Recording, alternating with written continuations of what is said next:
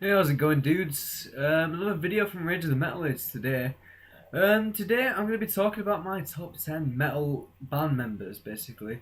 I've been wanting to do this for a while just because, I'm like a massive metal fan, and I always just think of the metal band members that I really look up to and who inspire me.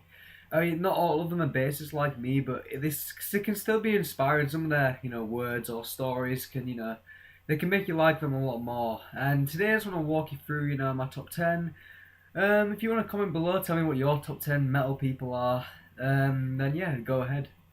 But yeah, these are mine. If you disagree, that's fair enough. There's always a dislike button, that's what it's there for. But these are my personal top 10. So, alright, enjoy the video, guys. Rock on.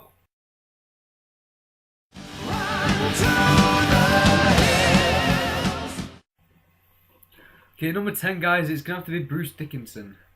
He was born in 1958, was it? Yeah, he's about 54 now, I think. But yeah. Bruce Dickinson, I had to put him in here. He's from possibly the biggest metal band of all time, whether it was Metallica or Iron Maiden, either one of the biggest. But his voice is just so powerful. I mean, without Bruce Dickinson and Iron Maiden, they wouldn't have got anywhere. And since he joined the band, when he brought Number of the Beast, Iron Maiden's sales boosted straight. They were already quite popular already, but his voice can hit so many high levels, and personally, I'd actually say he's probably the best. If you're actually talking the best metal vocalist, I'd have to put Bruce Dickinson. Really, I mean, some people say Rob Halford, but really, Bruce Dickinson's voice is just fantastic, and he can do so many different things with his voice, and it's like fantastic, honestly.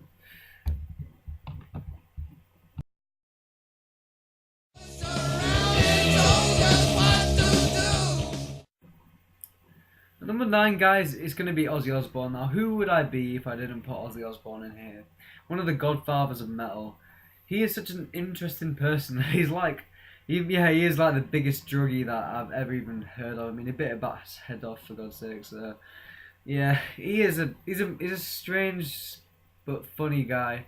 And I've watched like documentaries on him, and when you watch a documentary of someone, it makes it so much more interesting. That you know a lot more about the person. Ozzy Osbourne, he's like in everything. He's not just like a music artist either, but with Black Sabbath, he sold over 100 million albums, and I do like Dio, but if I'm talking Black Sabbath, I kind of prefer it with Ozzy because it feels more right with Ozzy. Dio as a solo artist is, he's like one of the he's much better singer than Ozzy, obviously, but Ozzy, he's more Black Sabbath than any other person, and without him and Sabbath, I'm not really keen to listen, to be honest. I do like Heaven and Hell, that is a really good song, but Ozzy Osbourne, or Prince of Darkness, or whatever you want to call him, he is an amazing metal person.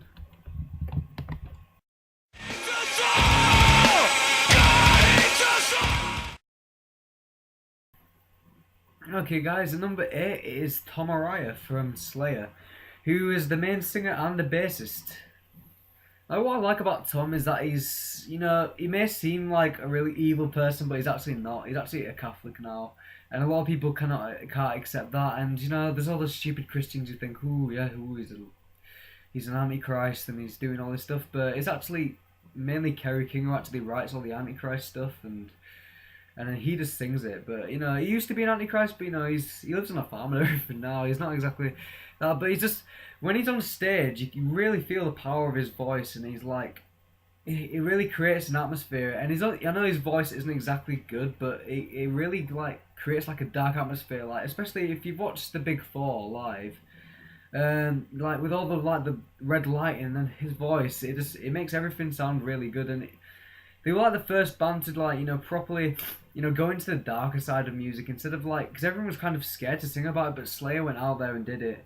And without Tom doing it, I couldn't really imagine anyone else doing it now that Tom actually did the voice. But he really creates an atmosphere for his music, and he's a really interesting person actually. So that's why I put Tom at 8.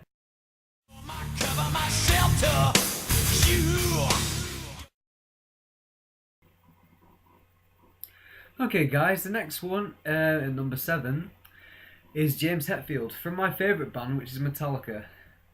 Now, he was ranked 24th on the actual best vocalists of metal.